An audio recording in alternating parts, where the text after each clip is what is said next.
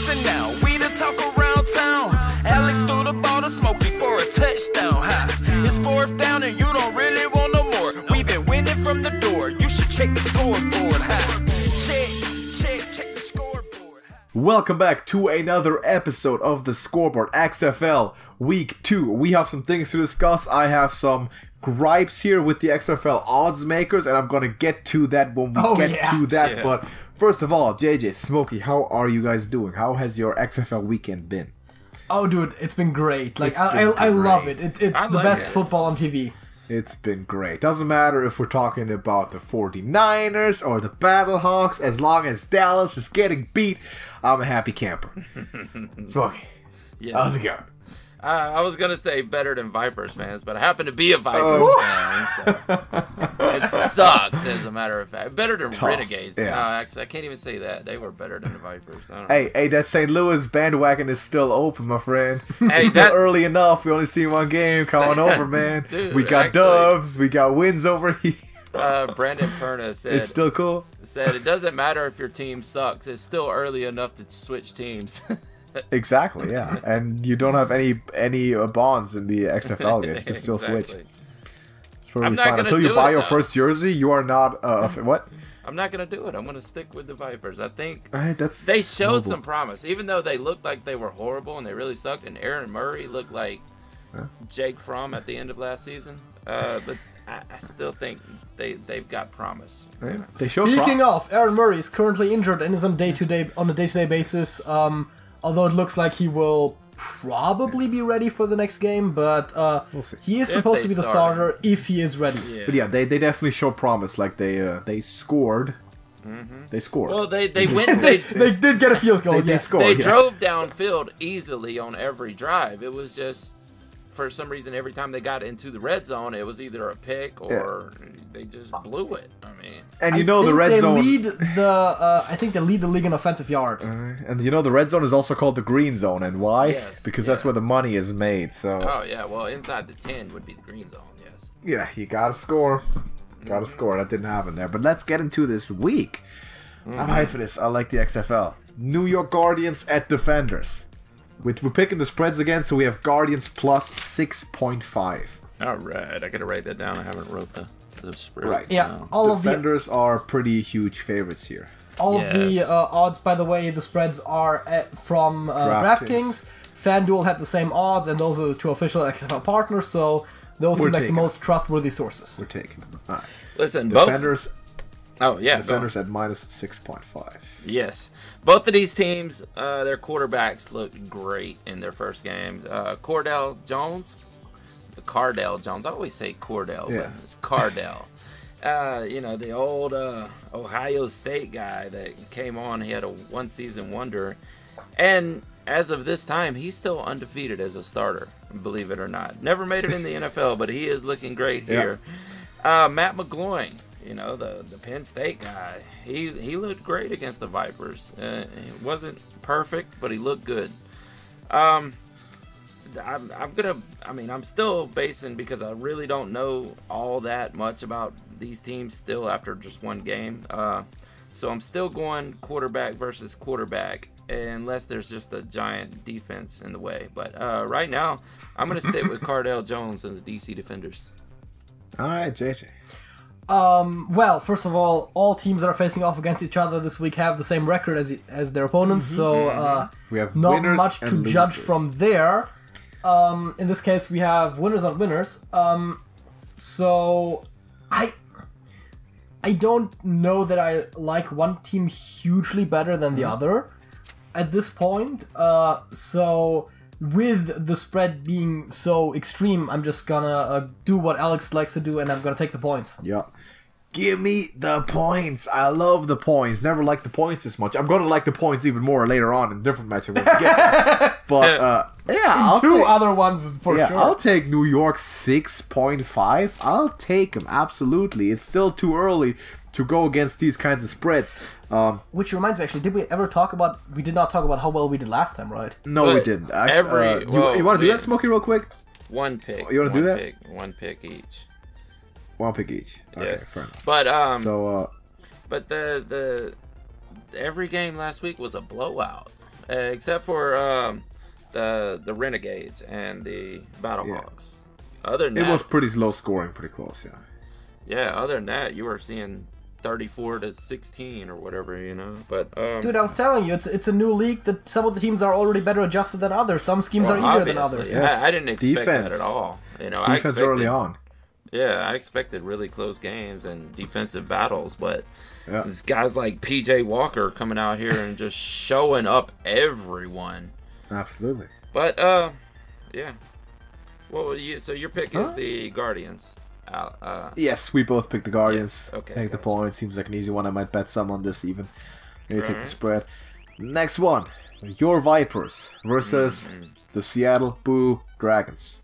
So, The Vipers are -3 for some reason. Vipers -3. Vipers are favored at Seattle. Because they're looking at it like I am, and they did show some promise, even in that horrible loss, that They scored. they could still pull it together.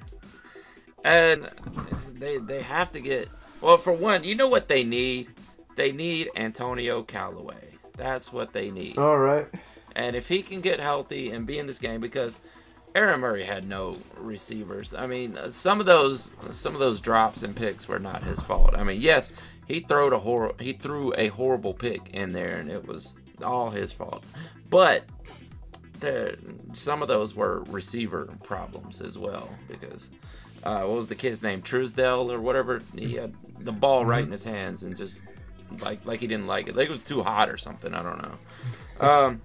So I'm gonna stick with Aaron Murray, and it may be this kid Quentin Flowers, rather, that takes the spot if Aaron Murray is legitimately hurt. And I will take either one of those guys over Brandon Silvers and the Seattle Dragons. Well, JJ. I mean, you did mention there they do have another quarterback, and from what we've seen, he looked more promising. But that being said, I don't even know why the Vipers are favored here. I have another point, if that is not enough. That being that home teams are 3-1 as of right now. And this game's at Seattle. CenturyLink Field, no less. One of the strongest home fields in the NFL, let alone presumably the XFL. And they had to open up extra seating because they were sold out. So there's gonna be more people than they originally planned to put in there. Granted, of course, because the NFL stadiums have way more capacity than XFL needs, so... 12th and 13th man. But they're playing at CenturyLink, right? Yes. Which is the NFL stadium. Yes. So Yeah, no, but normally they would only open like the lower seating, and then they open it up a little more because they had it sold out. they have to. That being said, so yeah, home field advantage on top of arguably the Dragons being the better team in this matchup. I mean, of course, both teams coming off a loss here. But yeah, I mean, I'm gonna take the Dragons +3. I mean, I would take the Dragons -3. I mean, that's not really a hard pick. Bit of disrespect coming from either side here, man. First of all, if Antonio Callaway is the answer you're looking for, you need to find a different question to ask, because he is a definition of inconsistent. Now, XFL, different level than the NFL, but he is not someone you want to be relying on for your franchise's success. Vipers had a much worse loss than Seattle did. Seattle had a fighting loss that they were in. They were until the fourth quarter in covering the spread and even winning with a high score. And the Vipers looked like the worst team in the league. I will take Seattle any day. I will take Seattle in a pick'em. Maybe not. I'm not sure if it's a plus. If it was a -3, it might be different again. But I will definitely take Seattle +3. Traitor. Confident pick. Hater? Traitor. I mean, the Vipers scored, so nah. I'll take Seattle. I'll take Seattle. I said it before we started the recording to Alex at one point. The Vipers -3 is just 0 points. Yeah, and Wait. I listen. I mentioned last week, the Vipers are my second favorite team. And you know what I think about all things Seattle sports, right? So don't call me a hater here. That's I said pure traitor. realism. Because Traitor? yes, that's what you just did. Because that was your second favorite team, and you're picking a Seattle team over. Listen, Yeah, I'm picking the Seattle I team agree that Because Tampa he's Bay, being realistic. Realism. I agree that Tampa Bay looked bad, but I'm still gonna keep my Phantom until they. I mean, well, it is one of my teams, so they probably will let me down. A thing I have learned over years is to separate your predictions and trying to be as realistic as possible if you try to get as much right as possible from your homerism. You just have to. So is it just me, or do Tampa teams turn the ball over a lot? Yes. Yeah, they do. It's the I don't curse know, of man. Jameis. A lot of bakeries in Tampa Bay. I seems like it for sure. I bet Aaron Murray had a conversation with Jameis before the game. Oh, he's been working out with him, yeah. Yeah. Just throw the ball to anyone. Nah, just yeah, throw the it. ball. Just If it's throw caught, it. it's See caught. if It's a catch. somebody will catch it, no matter who it is. Yeah, exactly. Pretty much. That's the Jameis mentality. Listen, though, That seems to be the Antonio Vikings. Callaway, I think he will be great in this league. I can't promise you because we've seen some of these stars just crap the field. You know, some of the bigger names did not show up in these games in the first week. But Antonio Callaway is a former third-round pick, a college standout. Yes. He was in the belly of whatever you want to call the Browns. He was in the factory of sadness. Yes, he was. He had Baker as a quarterback. And plus And Freddie Kitchens as a play caller. and plus he was behind the drama twins. The LSU lads. Yeah, the drama twins. So I think Antonio Callaway could show up here. I hope he does. He's a talented player, but Yes. nothing that I would rely my franchise on, like I already mentioned. But next game, Dallas Renegades -4 at LA. Smokey. -4. -4. So Dallas still favored after a They're loss. sticking with their favorites, yeah. Is Landry Jones playing this week or not? Presumably, Yeah, yes. he said that he would likely be able to play this game. Okay. I mean, apparently he was likely cleared for last game He was because clear he suited they were up. going to be careful. Yeah, he was there. He Yes. was wearing pads. He was ready. He so suited he up. should I be ready. saw that. Yeah, and he said it looked like he was going to play. They weren't sure yet, but it seems like he will, which might make a difference here. Yeah. Yes, exactly. And that's People what say it I'm- might make a huge difference. That's what I'm betting on. Charlie Knopf didn't look bad, but he wasn't great by any means. So I'm gonna go ahead and assume that Landry Jones plays, and him and Bob Stoops can pull this out. And I'm gonna pick Dallas. So yeah, I'm also going to assume that he plays, and I will also pick Dallas against the team who just fired their defensive coordinator and who lost their defensive captain. So I don't know what's going on over there. LA seems to be a pretty dysfunctional team from an organizational standpoint, from what we've seen. A talented roster, but the Renegades there's reason to assume that they're going to be way better than week 1, or at least significantly better. Yeah. While LA, if anything, might get worse if they don't get like their organization in order. So it's not a huge spread, and I think the Renegades are going to win this. So I might as well say they're going to win this by more than 4. So I'm picking the Renegades. LA's not looking too hot right now. I'm going to do something that I rarely do in the beginning of leagues like this. Specifically this time I haven't done it much. I'm going to eat the points, and I'm going to agree with both of you. I think Landry Jones comes back, and Dallas is going to win the game rather handily. I would agree with that. I think they're still going to be one of the stronger teams. Now, of course, they lost their first week in a not a great fashion, but I think not a lot of things can be more important in a situation like this, a new league, a new team assembly. Nothing could be more important than having a quarterback with genuine NFL experience. I think that goes quite the extra mile. I think it's going to be hugely important when Landry Jones settles into that role, and the Renegades are going to be a good team, starting with the win here at Los Angeles. And finally, got the grandiose, successful, victorious St. Louis Battlehawks at the Houston Roughnecks. Smokey. Battlehawks +8. +8! Wow. Biggest spread once again. Biggest spread. Wow. You know, Battlehawks +8. Dude, I'm telling you, the most underrated team in the entire league. Easily. oh, they're Easily. definitely getting underrated here. And there's good reason for it. Because those Roughnecks looked amazing. Obviously, the best team in the league through week 1. PJ Walker. Who saw that coming? We all thought it was going to be Chris Johnson out there. Jesus Christ, man. That kid was amazing. He was on fire. It was like some old NBA Jam stuff. His cleats Bo caught Jackson on. Tecmo Bowl. Yeah. His cleats caught on fire, and he just put the entire team on his back and won that game. especially with what's that kid the white receiver, that Nelson Spruce. That kid looked amazing. I bet Bill Belichick was just creaming in his pants watching that game. Seeing white receivers out there doing what they were doing. Oh, man. He's going to be recruiting from this league in no time. Oh, yeah. But Houston, man, I made these picks before I knew the spread because I was just relying on you guys to give me the spreads. That makes it tough, man. Jordan Ta'amu looked really good. He did. I can't hate on what Jordan Ta'amu was doing. Where is Nick Fitzgerald? And you have to consider this, right? He's a rookie. And he looked really good. Yeah.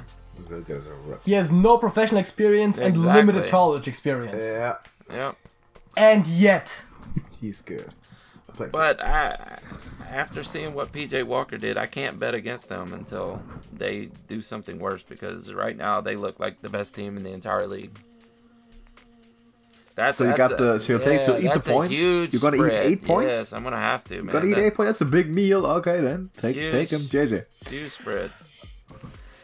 Oh. Well, I did say something about home teams. I have so far only taken one home team. Yeah. We also said something about points, which is something that I've been more closely following, although also only in part. So, yeah, dude. I really liked what I saw from the Battlehawks. That being said, of course, the Roughnecks, good team. Yeah. I just love seeing Jordan Ta'amu play football. Like, it's good stuff. Like he's good. Like yes, his passing stats are decent. I think he's got one of the best completion percentages in the league, but his rushing is where dude, dual threat. He just takes off and like oh, no one to throw the ball to? Well, let's rush for like 15, 20 yards. Like out of nowhere. He's like he's number 3 in rushing yards in the entire league. Mm-hmm. That dude, he is great. The Battlehawks defense also very solid. Of course, might be a little bit skewed by the fact that they played against a backup, but so I really like what I saw out of St. Louis. If it was the pick'em, I'm not sure if I were as confident in this, but St. Louis +8 seems like a great pick, and I'm gonna make that all day, every day. The XFL is closer to college than it is to the NFL, which favors a player like Jordan Ta'amu massively, and we've seen him flash that talent, and I believe it is gonna be sustainable in this type of league. But even with that, St. Louis has the best defense, the best pass defense in this league after week 1, and I'm fairly confident in saying that. They have first of all, future NFL pick is gonna go in spring. He's gonna be drafted. I have no doubts about it. And then the biggest name in the entire XFL is who? It's Will Hill. It's Will Hill. He's the player with the most NFL experience, the most NFL success by far. Not even close. By far the biggest name in this entire league, I think. Which makes for a fantastic, by XFL standards, outstanding defensive secondary. I like this defense, and the offense only getting better, more explosive. Everyone's underestimated the Battlehawks. I'm completely being a homer, but I'm also believing this objectively. And this spread, 8-point spread, until proven otherwise, is nothing but disrespect and an insult. And I will be betting on this game. I'll wholeheartedly take the Battlehawks +8 because yes, Houston's good. Listen, they are good. I'm not discrediting that. Houston, pick 'em. It's a 50-50 to me. Like if you pick 'em, it's really close. The money line, I don't know, but I'm taking the Battlehawks with this spread any day, and I think they have a very good chance of covering that, let alone winning the game outright. So you noted all that down. We had some disagreements this week, but more than last week. No, I think you and JJ have picked everything exactly the same so far. We have. We're not collaborating on it at all, but we have. I mean, you guys are taking... To me, it just sounds like Alex is miming my good ideas. I mean, I don't know. You want me to go first next time? We can do that. I don't care. You guys are we can do that. That's cool. Taking the throw-in Samoan over the new Wonder Kid. Yes, DJ. yes, dude. Yes, he's great, dude. I kind of started believing a little bit what the haters were saying when. About the chances for the Battlehawks, but when I saw them play, I was so happy that my team was actually doing really well. Defense, hard to contain offense. dual I threat agree, quarterback. That's the type of stuff you need. That's how you win in college. That's how you win here. And I was wondering why not Nick Fitzgerald. And if I'm not mistaken, those two guys, Nick Fitzgerald and Jordan Ta'amu, played against each other in college. One was at Mississippi State, and the other was at Ole Miss. It was amazing that they ended up on the same team, in the pros. But yeah, dude, I'm not surprised after watching that game that he was the kid that he was at Ole Miss. I mean, better maybe. I mean, he's obviously improved a little bit, but and Nick Fitzgerald was not non-mobile either. He was actually a pretty mobile quarterback. So he was a runner. I mean, they put him in for like one or two snaps for like a design run. I was like, you have a dual threat quarterback. Well, you switch him out for someone else to run it. It's like taking out Lamar Jackson to put in RG3 for running the ball. Yes, it is exactly. But in all fairness, both of them are really mobile quarterbacks. So. No, I think the idea there was that he could probably take a bit of a tougher run if necessary. Yeah. Where they can't really just send Ta'amu like crashing into people. They wanted to take Dude, some also, hill. by the way, something I liked about seeing him play, he ran out of bounds, he slid. Like, sometimes you see like the mobile quarterbacks, like they take tough hits, and that's just not sustainable. Don't be Cam Newton, be Russell Wilson, be smart in your running. Yeah, and from what I've seen, it seemed like for the most part that's what he did. I think he was stopped like in a regular run, like kind of like a running back would be once or twice, but for the most part, did a good job avoiding contact. That's important. He did not take any like nasty hits. Underrated, important skill for mobile quarterbacks is avoiding contact. You know who Cardale Jones reminds me of? Let me think for a second. Not Cam Newton, I think. No, not is quite. Is it Cam Newton? Who is it? Teddy Bridgewater. Kinda, yeah. Yeah, I don't know why. I mean, sorta. I think he never made it in the NFL just because he only had that one wonder season where he came in as a backup, basically, and took them all the way through the playoffs. But, and him being like a second or third string or whatever he was at Ohio State, and then he had that, he was undefeated, basically, as a starter. And I think that's the reason, though, that he never really got picked up in the NFL was because, he wasn't even selected to be the starter there at Ohio State. Yeah.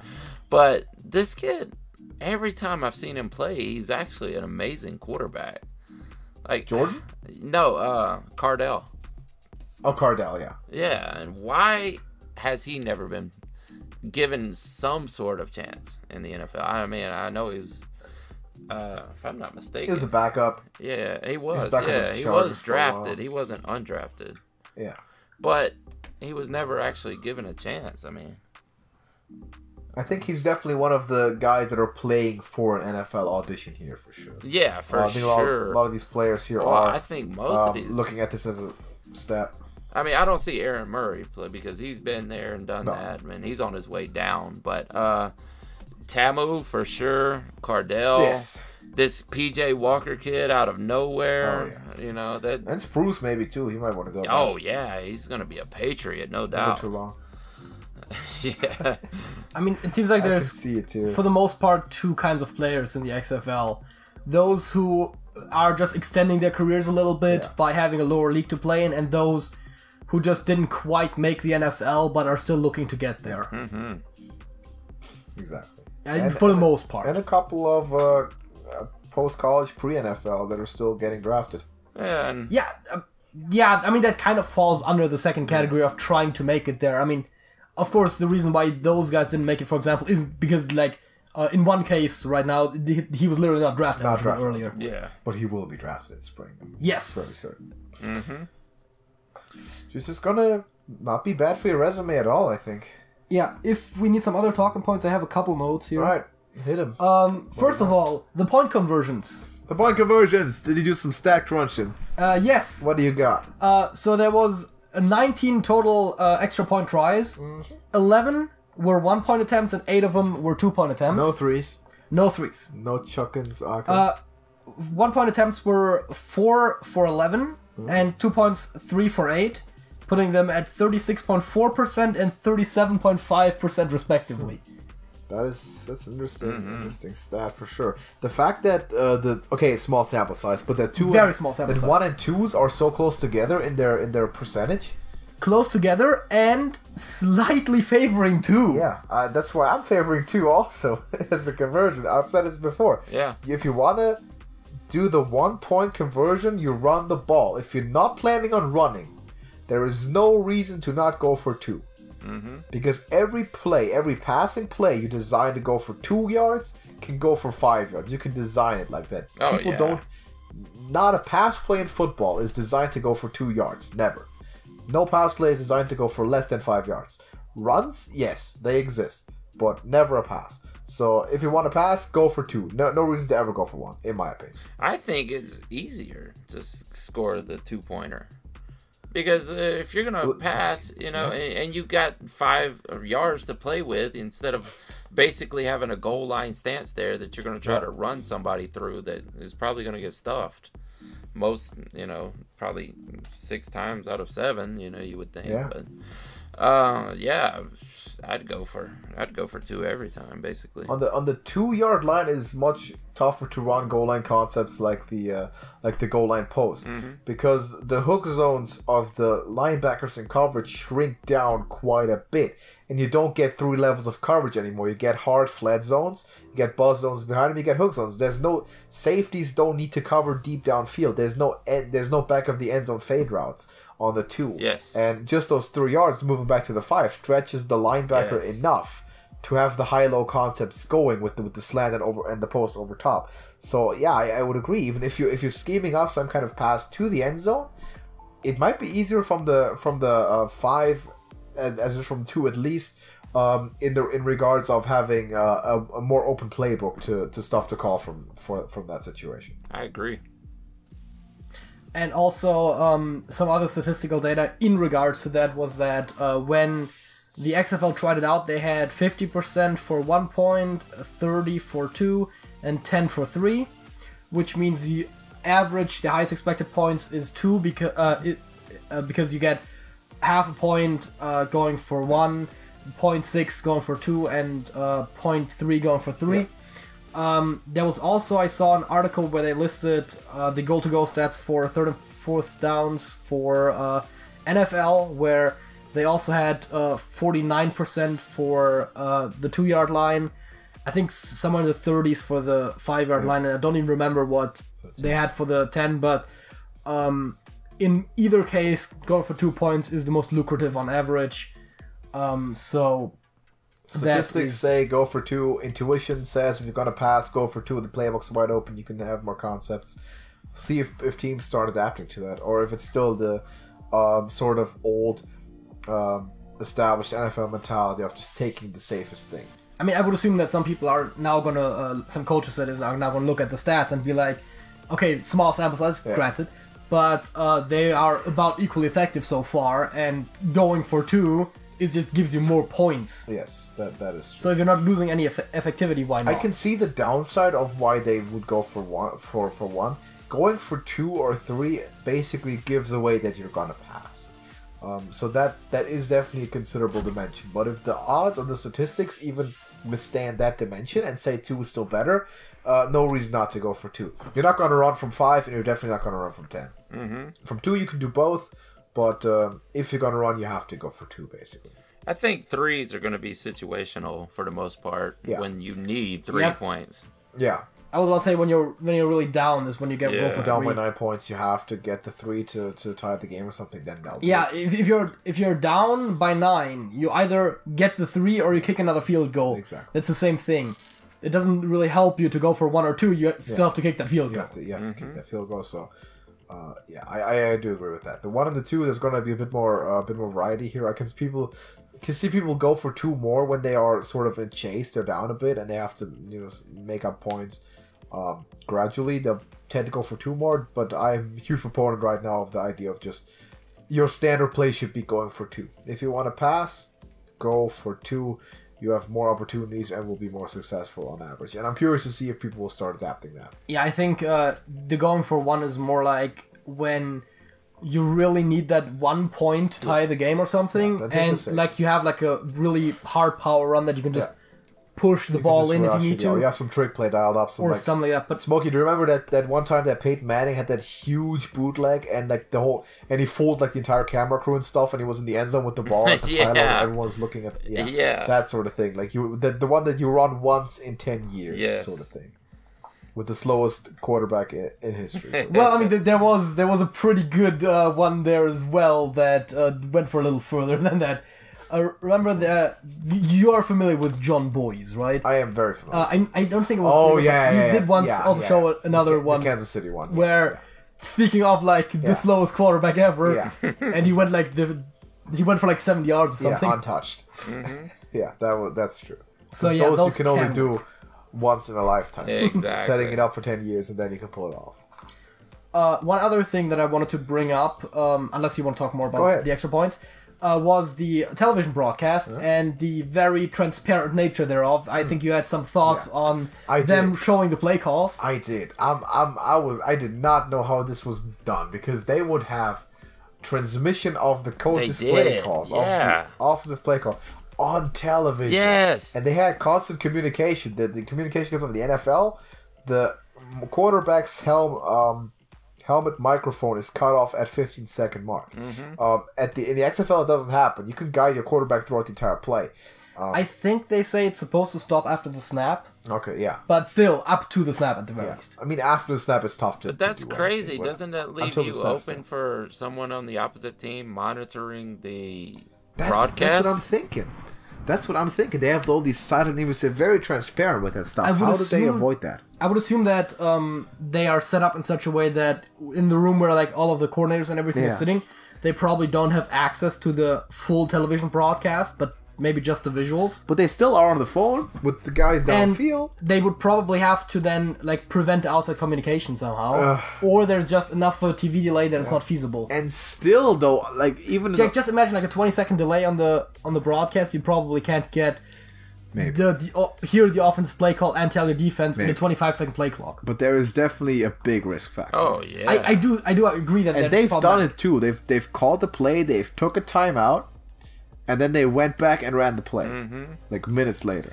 Okay, yeah, like you should probably change your play when you're taking a timeout. Yeah. In general, probably, because you show them a certain personnel package, a certain look, like... Well, not necessarily, but this is really it's really a weird thing. And I wonder how this is going to happen in the long run, too, because you could do this throughout the entire season. Your playbook is now open. It is, yeah. You can obviously see what you do on tape, but just knowing your signals from the call that is made over the phones in what is not really the huddle, but the quick play call that the XFL uses, two signals used on the field. And also, the quarterback does audible to the O-line at the very least because they don't have headsets. So at least that part of the call should be interpretable by the defense. The O-line does not have headsets? No. I thought they did. It's just the offensive skill players. Okay. Including the quarterback, and one player on each level of the defense. So three total. I thought it was half of the defense. They said half. Did they say half? Yeah. And originally, when they described it, they said three. They said half of the defense, but I don't know about the defense that much. But the offense definitely not the line. Which is why the quarterbacks, whenever they get the play call, they repeat like part of the play call, so that the linemen know what to do. Yeah, exactly. But yeah, that is it's really gonna be interesting to see how they handle that, because that's something that I can't really imagine how to do this right without people having a problem, because you're opening play calls, you're opening first of all tendencies, and now you don't need anyone who knows anything at all about football to study the tape and figure your tendencies out. They can hear it. I can watch the television broadcast and recreate and write down your entire game plan without having watched a snap of football in my life. Exactly. And I can show it to the head coach and say, this is exactly what they do. And that is tough, because there's a lot of cadence stuff, there's a lot of count stuff, and also adjustment and kill stuff in those play calls that the quarterback takes to the line of scrimmage and then utilizes. So just from that, you can then later start figuring out plays, and that stuff is designed very weirdly sometimes. And this happens, of course, in not so much in football, but in other sports where communication is important. When you play series, you have to change your audible calls or your audible signals for every game. You have to come up with new terminology every season, every game, because people start figuring your stuff out. It's like the Enigma machine sort of thing. And I'm not sure if this is going to be feasible in football with the complexity of the play calls there. So I'm really curious to see how this works out. I'm not sure about that system. So from what I've heard, the system has overall had a positive reception from viewers and fans. Yeah, sure. Like liking like kind of what's going on. Yeah. And apparently the coaches for the most part seemed okay with it. I mean, they did talk to some of the coaches during the broadcast, and I don't think I've heard any complaints about it, except for coming from Alex. Yeah. Yeah, because maybe it's because I don't understand how it's going to be completely safe in the long run. You know, what was, however, great. Go ahead. I've seen a few haters online. You know, people that are closely tied to the NFL and they just don't want to see this succeed for some reason. You know, and they love to point out that they're giving away the coach's plans right there on TV. And, the playbook is out live, you know, and then they like to point out, there's a guy vomiting, there's a drunk guy running across the field. Yeah, that happened. Yeah, but other than they were lining up for like a 2-point attempt, and the guy's just vomiting. Yeah. Yes. But other than that, this was a very successful week and a great weekend of football, and I love the speed of this game. It is. Yes. They're taking the referees are not as noticeable as they are in the NFL, to say the least, and I like it. And when they are important, they are more noticeable because you can actually hear what they're talking about. Yes. So while they're making a review, that's what I on love. the NFL, Yeah, you're gonna hear the commentators speculating about what's going on, or you'll see Baker Mayfield selling insurance.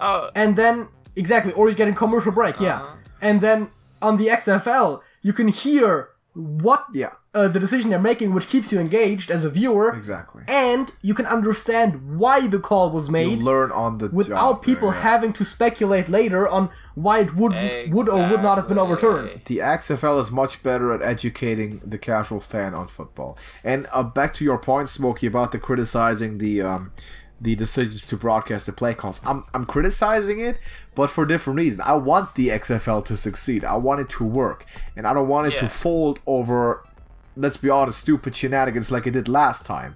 Just weird stuff that they thought would be entertaining. And I get it's entertaining to hear the play call. And sitting there as a fan and know exactly what's going to happen before every play. I know that's entertaining. But thinking about a little bit more of the behind-the-scenes stuff, the football head stuff, it's tough for me to imagine how that's going to be a sustainable system for teams. I get that it's the fans are fair gonna in love the sense that it's fair in the sense that everyone has the advantage, and also it's not broadcast in the stadium. The fans there can't hear, which means actually now you get a better experience from television, which could bite the league in the behind at some point later down the line, maybe. I mean, people did say that the in-stadium experience was very great too, though. Yeah, from what I've heard. Absolutely, I definitely don't disagree with that. They don't seem to be struggling with ticket sales so far, so. No, people as I like said, it. Some teams are sold out, others are starting to open up more of the stadium because of it. Merch sales are going great. I was looking at maybe buying a Battlehawks shirt. They were sold out. You know what? I'm thinking about that stuff too. You know what I saw? Like, I was looking at the t-shirts, and like the coolest design that I saw was like only available at like S or something. It's like, I can't wear that, I'm fat. You know what I saw though? The XFL drew more fans in the first week of being in business than the AAF did the entire season last year. Entire season. Believe it or not, I have used that fact earlier in something that's going to be released later. Yes, JJ has mentioned that. They sold more tickets before kickoff on the first day than the AAF in their entire existence. Tells you a little bit about how people perceive the chances of this league to succeed. I love the chances of this league to succeed. I want it to succeed badly. And every criticism that I make about the organizational aspect of it is with that in mind. I don't want it to fail because of stupid decisions. And the play calling thing, I don't know yet. For fan experience, it's great. You can act like you can feel like the smartest person in history. Basically, you're sitting on your TV, you know exactly what's going to happen. And then you can shun the defense for not knowing exactly what was going to happen, which is, of course, great. If you want to be a fan, if you want to be an armchair quarterback, I get it. Not sure how it's going to be sustainable, but I'm going to trust them that they put thought into it and had that figured out and explained that to the teams, to talk with the coaches, and set up a system that makes that sustainable, which of course is the optimal solution for that. So yeah, that's it. JJ, do you have anything else you want to bring up on the side? No, that was really most of that was everything. really it. All right, we got the predictions, we got them written down. Let us know yours in the comments of this video, with spread or pick 'em, whatever you want, but we suggest the spread because it's a bit harder, and also because it's more fun to speculate about blowouts. Or honestly, for the most part, games. this week I thought the spreads made it easier. Yeah, the spreads made it easy. Yeah, picking the spreads in this case, I feel like made it easier to make your decision, because a lot of these games seemed like pick'ems. If we did pick'em, I would have had to put more thought into it, but the spreads gave me a better idea of what to go with. Yeah, Guardians Defenders, and especially the Battlehawks. Battlehawks, Roughnecks. Respect. If they win this week, they'll probably still be like they'll probably not be favored next week. I don't even know. We'll see when we get there. But let us know your predictions, your picks in the comments of this video. Subscribe to Beyond Football if you are new and aren't subscribed yet, and also go ahead and subscribe to Smokey's channel. It's called The Trash Talkers. You can find the link to that on my channel page. They have some other content outside of football too. They do a podcast, a weekly podcast, some talk shows, and it's a fun place to be. So go ahead and subscribe to those two. Let us know what you think. And if you don't have anything to add, Smokey, nothing more. That's it. That's it. All right, then we're gonna see you in the next one. Doses.